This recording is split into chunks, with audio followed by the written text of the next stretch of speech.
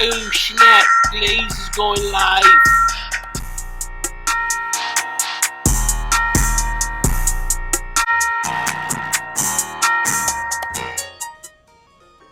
Hey, see, you know what I wanted to ask you, man? Like, working on a show like The Wire, and like I said, Raising Dion, it's like in all the other shows that you work on. Like, to me, on The Wire, who was your favorite character? Omar. Omar, okay. and you know what, right now, for some reason, okay, who's next after Omar? Marlo, yeah. Jamie has to. No, don't get me wrong. But hey, my name is my name. My name is my name. Let's say clear. My name is my name. Even right now, like I say, everybody keep talking about initially when I was talking about coming out my life story. I wanted Marlo because Marlo was a smooth individual. But then again, you got so many celebrity stars like, Michael B. Jordan or whatever. Then you also got, to me, right now, the smooth criminal of that show, to me, is Stringer Bell. Oh, yeah. That's the thing. It's actually a little bit of an unfair question because, one of the things that made The Wire so incredible was like all those dope rich characters. You know what I mean? Like, I'm going to say Omar because Omar's my favorite. You know what I mean? And rest in peace, Michael K. You know what I mean? But it's like, it's hard because like Stringer Bell, you've never seen a character like that. You kidding me? You know what I mean? Michael Jackson made that song Smooth Stringer Bell. You kidding me? Come on, man. That dude was smoothing in all our demos, man. And then Avon. Like, I love Avon. Like, I love all of them. I love McNulty. I love the cops. I love, you know what I mean? It's like... I love Mayor Royce. You know what I mean? It was just like, and all of them were imperfect. You know what I mean? Like, none of the characters were angels, right? Yeah. But they were deep. They were human. They were complex. Bubbles. You know what I mean? And that was one of the things. It's like, Bubbles is a character that depending on where you're from or what your experiences are, a lot of people going to dismiss Bubbles, right? A lot of people don't have empathy for Bubbles, right? The Wire made you love Bubbles. And then you take that and you say, if I love that dude, I have to look at that community a different kind of way. I got to have a little bit more empathy. I got to have a little bit more understanding of the struggle that some people are going through. It might not have been my struggle, but I have more empathy because of The Wire. You know what I mean? So I can't really say, you know what I mean? I'll say Omar, and that's true, and I'm going to say Marlo, because Jamie is my man, you know what I mean? But it's like, shout out to Jamie. There's too many rich, beautiful, complex characters, And which is fair, and that's the difference, because you got to meet them and see them firsthand. And see, that's the difference. A lot of times, you right there, like camera action, which is understandable. But like I told you right now, man, hell of a show. But even right now, like, when I stumble upon, me and Katie was talking on Raising Dion, and I can remember me and my wife sitting down, been watching that. And right now, it's like as we watch it and getting an understanding or whatever, and I'm saying, this kid is unbelievable. And then it gets to the point, once again, Michael B. Jordan. I'm saying another, right now. So the difference is how many people career was like, right now, like shot off from The Wire. And when you're watching that show, unbelievable. Like, so what part and how you became involved with Raising, Dion? Oh, well, so Raising Dion, that was, I'd already been working for years at that point. And, that was based on a comic book created by Dennis Liu. He made a comic and a short film, really a trailer for like the idea of it.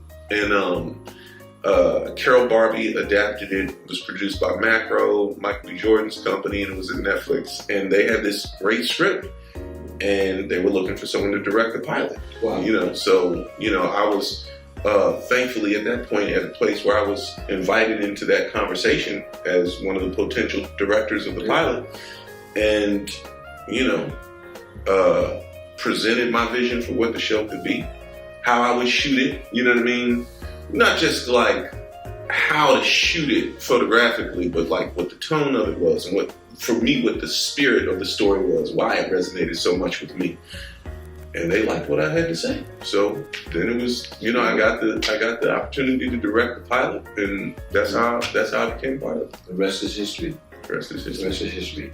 You know, and that's powerful, man. You know what? Like I said, I want to ask you a question. Like, for example, have you got any young boys or young girls, you know what, that's out there, or anybody that's out there going through a midlife crisis, like having a general idea they need some type of change? Like, how would anybody get into becoming a director or get into the film industry?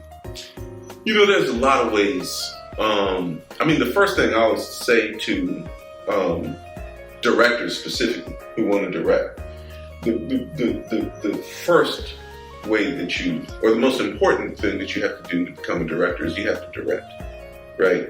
You have to direct. So whether it's a short film that you wrote, a 30-second trailer, what have you, you have to start making the thing that you want to do. You just have to do it. And then the other thing that I'd say is to do that well, right? You need to immerse yourself in the craft. You need to watch films. You need to study films. You need to read books about filmmaking.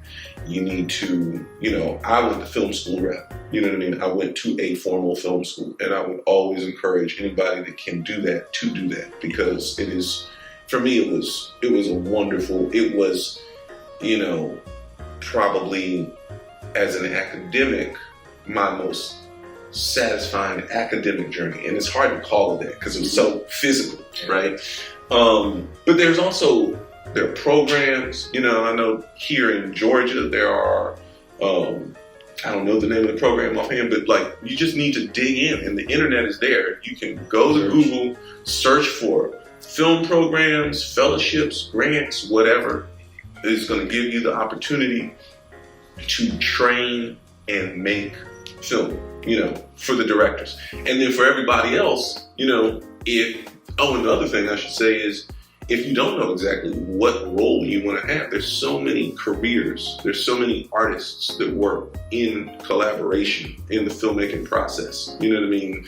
Director of photography, costume designer, production designer, prop master, scenic, scripts, camera people, you know what I mean? Sound, editing, like there's just so many vast and different opportunities to work in film that, you know, if you don't know exactly where you want to fit in, just get in, and then find your way. You know what I mean? Get on a set, be a PA, start as a PA in the office, on the set, wherever you can get your foot in the door, get your foot in the door, and then explore from there.